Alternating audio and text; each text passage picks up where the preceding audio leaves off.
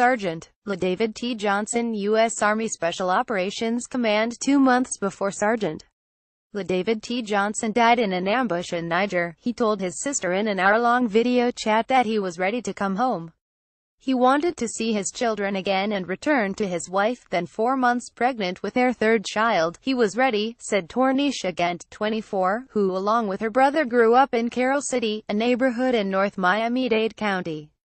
But Sergeant Johnson remained committed to his role as an Army mechanic serving the 3rd Special Forces Group as part of a mission to train African troops in the fight against terrorism.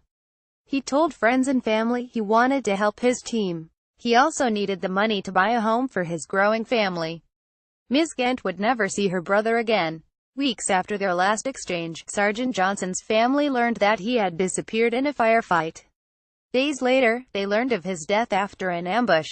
And then came the controversy over President Trump's call to Sergeant Johnson's widow, Maisha Johnson, and a swirling feud that followed involving the president, his chief of staff, John F. Kelly, Ms. Johnson and Representative Frederica S. Wilson, Democrat of Florida, over what was said in the call.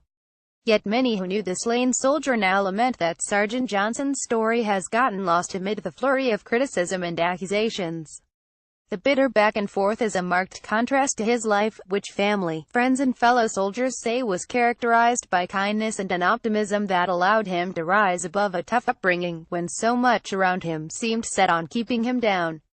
Maisha Johnson was given an American flag by a member of a military honor guard during the burial service for her husband. Gaston de Cardenas Agence France-Presse, Getty Images. Sergeant Johnson, who was 25 when he died, grew up in a gritty suburb with some of the highest crime and poverty levels in Florida. One of its few distinctions was having one of the highest police stop and frisk rates in the country. He watched his mother suffer for years with tuberculosis before she died when he was 5 years old. His father was mostly absent. His sister said that while many of his peers dropped out of school and drifted into crime, Sergeant Johnson remained focused and upbeat, becoming known around Miami as the Wheelie King, often seen riding his BMX bike for miles on end, balanced only on his rear wheel. He was so good he eventually took off the front wheel entirely. He went on to work as a produce stocker at Walmart, a job he kept during high school and until he joined the Army. Those who served with Sergeant Johnson said he wanted to provide the best life possible for his family and managed to turn his early knack for fixing things into a successful military career. Within 3 years, he was a sergeant. He would always mess with the screwdrivers and the pliers. The cars and trucks that my grandmother used to buy him, he would take them apart and put them back together, Ms. Gant recalled. While in the Army, Sergeant Johnson taught himself how to cut hair, using his handiness and instructions from YouTube videos to become an unofficial barber for his Special Forces battalion, doing fades for $5 a pop. He would cut all the Africans' hair. He had a little setup in his tent. He bought a bicycle and he took the wheel off of it and was riding in Africa with one tire, said Staff Sergeant Dennis Bowler, who supervised Sergeant Johnson during training at Fort Bragg in North Carolina, and became a close friend. The two men bonded over the fact they were both from Miami, and Sergeant Johnson often messaged Sergeant Bowler during his second tour in Niger. "We had the same culture growing up and knew the struggles that came about by just trying to get out of there," Sergeant Bowler said. Sergeant Johnson lived with an aunt and then an uncle after his mother's death and joined a mentoring program for young neighborhood boys, called the 5,000 Role Models of Excellence Project. Ms. Wilson, the founder of the program, remained close to the Johnson family and had accompanied his widow to greet his body when Mr. Trump called.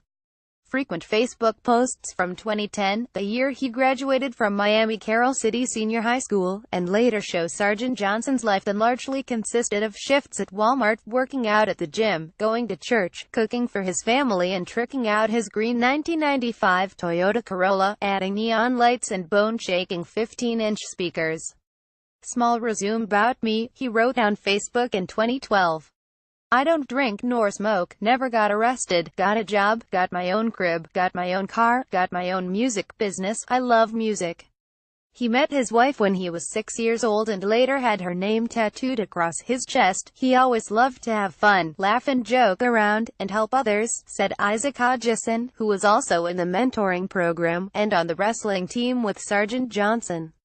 Posts from his life in Carroll City also show he was stopped by the police repeatedly for little reason, but he never seemed to let it get him down. Think big. Think positive. Think smart. Think beautiful, he posted in 2012. That year he first tried to join the army, but failed the language section aptitude test by a few points, according to a post. He studied and eventually passed.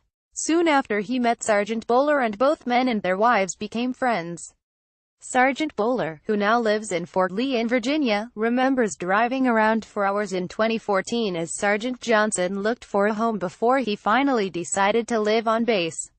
Their families often ate Sunday dinners together, with both Sergeant Johnson and his wife cooking Thanksgiving-style meals of ham, macaroni and cheese, and pies. The couple celebrated when both wives found out they were pregnant with girls and due a few days apart. Sergeant Johnson and his wife, due in January, quickly began planning for the new baby and for life with their other two children, a young girl and boy. When he found out they were having a girl, he was very excited. He had already named the baby, Angeline, Bowler said, adding that Sergeant Johnson didn't see the mission in Niger as dangerous because his first deployment went smoothly. Staff Sergeant Charles Taylor Jr., who also supervised Sergeant Johnson and escorted his body home from Niger, called him an outstanding soldier.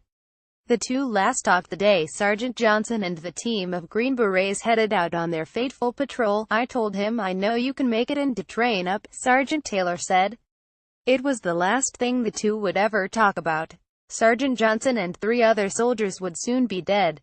Thomas Gibbons contributed reporting.